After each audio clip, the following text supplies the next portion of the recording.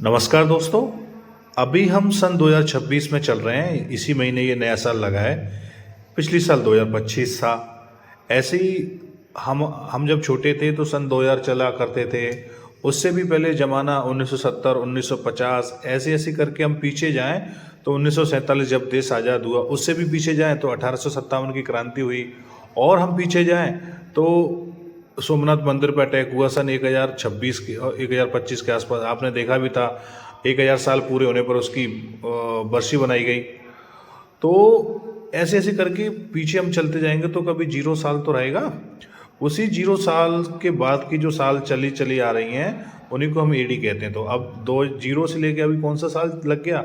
2026। तो 2026 को ही हम 2026 एडी कह सकते हैं। तो चलिए पास्ट में चलते हैं कि इन 2026 सालों के अंदर इंडिया के अंदर कौन कौन से एम्पायर।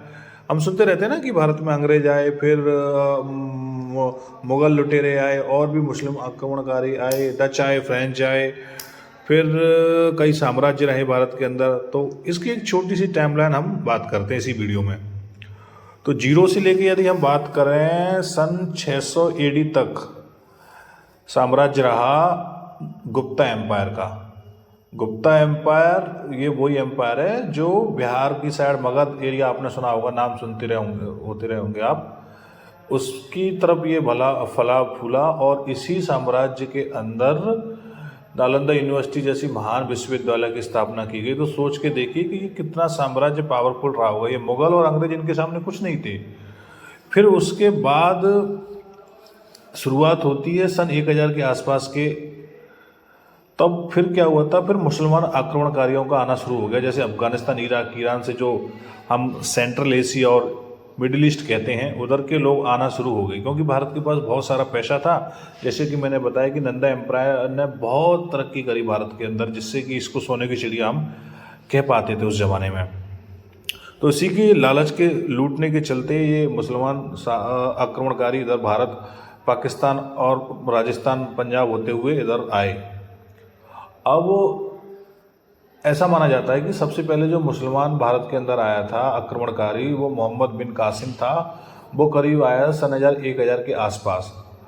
तो आपने सुना भी होगा कि अभी 2026 में मोदी गवर्नमेंट ने, और न्यूज़ में आया भी था, सोमनाथ मंदिर की बरसी बनाई गई। उसको 1000 साल हो गए, क्योंकि आज से ठीक 1000 साल पहले ही उसको मोहम्मद गजनी ने लूटा था। क्योंकि मोहम्मद गजनी ने उसको लूटा था 1025 या 1026 साल के आसपास, एडी जो मैं कह रहा हूँ। तो उसके 1000 साल पूरे हुए उसी की। फिर उसको बाद में बनाया सरकार ने।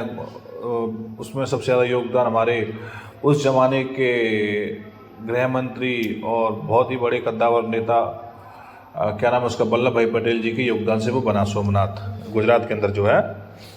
ठीक है। तो अब इससे फिर हम जैसे ही आगे बढ़ते हैं तो आपने सुना होगा कि पृथ्वीराज चौहान और मोहम्मद गौरी की लड़ाई हुई थी। आप सुनते भी होंगे। इसी को कहते हैं बैटल ऑफ तराइन, यानी तराइन का युद्ध। ये हुआ करीब सन 1191 और 1192। पहला 1191 में हुआ, दूसरा 1192 में हुआ। फिर इसके बाद बढ़ते हुए करीब करीब लग जाएगी सन 13वीं शताब्दी लग जाएगी। 1200 में हम एंटर कर जाएंगे। उसके बाद दिल्ली के अंदर कई सल्तनत देखी गई। जैसे कि हम सुनते हैं कि दिल्ली के अंदर कुतुब मीनार है, तो किसने बनवाई? कुतुबुद्दीन ऐबक, वो गुलाम वंश का शासक था। और ऐसे ऐसे जो करके उसमें गुलाम वंश रहा, फिर उसमें तुगलक वंश रहा, और उसमें सैयद वंश रहा। और करीब करीब देखा जाए तो करीब 5 बड़े मुस्लिम शासकों के वंश रहे, जो क्या कहते हैं, शताब्दियों तक चले। मगर 1526 में आके आपने सुना होगा कि बाबर भारत के अंदर आया और उसका युद्ध हुआ पानीपत के अंदर, जिसको हम पानीपत का युद्ध कहते हैं। सन 1526 ईस्वी में इब्राहिम लोदी, जो कि उस जमाने में लोदी डायनेस्टी का शासक था, यानी कि दिल्ली का एम्परर था, नॉर्थ की बात कर रहा हूँ मैं, उसको बाबर ने हरा दिया। और उसी से फिर मुगल साम्राज्य की भारत के अंदर स्थापना हो गई 1526 में। तो 1526 जो पानीपत का युद्ध हुआ, उसके बाद मुगल साम्राज्य की स्थापना हो गई भारत के अंदर।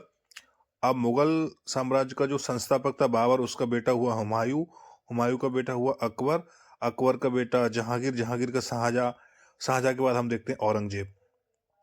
तो इन सब को हम जानते हैं। अकबर बहुत मशहूर रहा। मुगल साम्राज्य को जो मैं अपने व्यक्तिगत तौर पे कहता हूँ कि उसका सबसे बड़ा योगदान जो कला के क्षेत्र में रहा, ताजमहल का बनना हुआ। तो ये ताजमहल बनना शुरू हुआ सन 1632 में और करीब कंप्लीट आके हुआ सन 1652 में। तो हम देखते हैं कि 17 शताब्दी के मध्य में आके ये ताजमहल कंप्लीट हो गया। इसके बाद हम जैसे ही आगे बढ़ते हैं तो आपने देखा था कि छावा मूवी आई थी जिसके अंदर औरंगजेब, जो कि क्रूर मुस्लिम मुगल शासक था, बहुत शक्तिशाली भी था, और जो शिवाजी महाराज के बेटे थे संभाजी, उनके बीच की जो मूवी बनी उस पर दिखाया कि औरंगजेब ने कितनी क्रूरता पूर्वक उनको पकड़ के मारा। तो मगर सन 1707 में हम देखते हैं कि औरंगजेब की डेथ हो गई।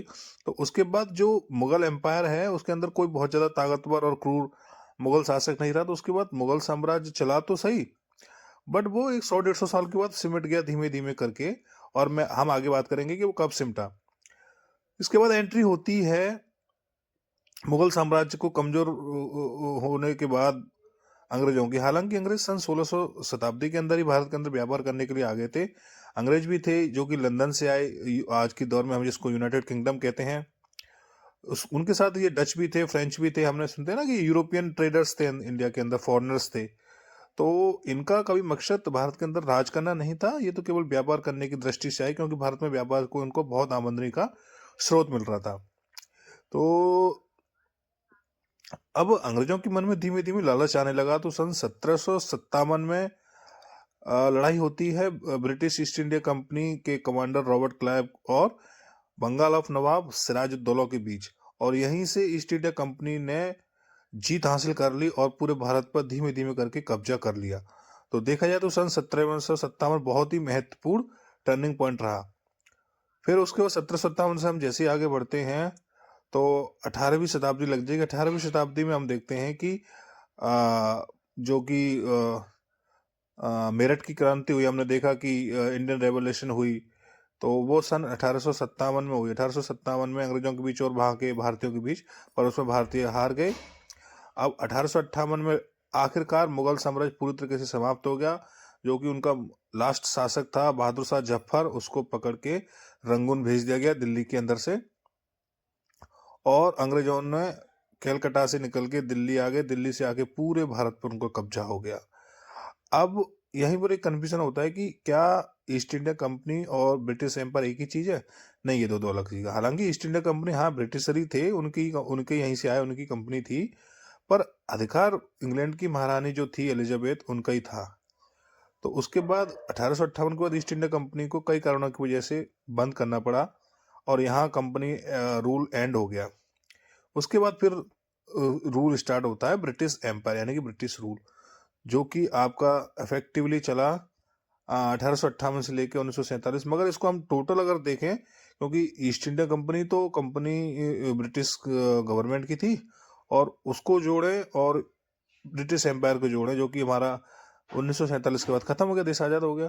तो सन 1600 से लेकर 1947 तक करीब 350 साल हमारे ऊपर अंग्रेजों ने राज किया। अब सन 47 के बाद देश आजाद हो गया, भारत पाकिस्तान का बंटवारा हो गया। उसके बाद हमने देखा कि कांग्रेस की सरकार रही करीब देश के अंदर 60-70 साल। जवाहरलाल नेहरू पहले प्रधानमंत्री बने, फिर उसके बाद कभी लाल बहादुर शास्त्री आए, फिर इंदिरा गांधी आई 80 के दशक में, 70 के दशक में। उसके बाद फिर राजीव गांधी रहे, राजीव गांधी की डेथ हो गई 90s के दौर में। फिर ऐसे ऐसे करके कांग्रेस 2014 तक रही। मनमोहन सिंह जो कि लास्ट प्राइम मिनिस्टर थे, बेचारे अब नहीं रहे, गुजर चुके हैं। 2014 के बाद कांग्रेस बुरी तरीके से हार गई। फिर बीजेपी सरकार द्वारा मोदी गवर्नमेंट, नरेंद्र मोदी की लीडरशिप में जीतती है, और तब से लेके आज तक सन 2026 चल रहा है, 12 साल हो गए भारत के अंदर बीजेपी की सरकार है। तो ये आपने देखा 2026 साल का भारत के अंदर इतिहास, कौन सा एम्पायर भारत के अंदर रहा और उसके क्या क्या महत्वपूर्ण मतलब घटनाएं रही, युद्ध रहे। तो अब आप, आशा करता हूं कि आपको कंफ्यूजन नहीं रहेगा। ये थी थोड़ी सी टाइमलाइन।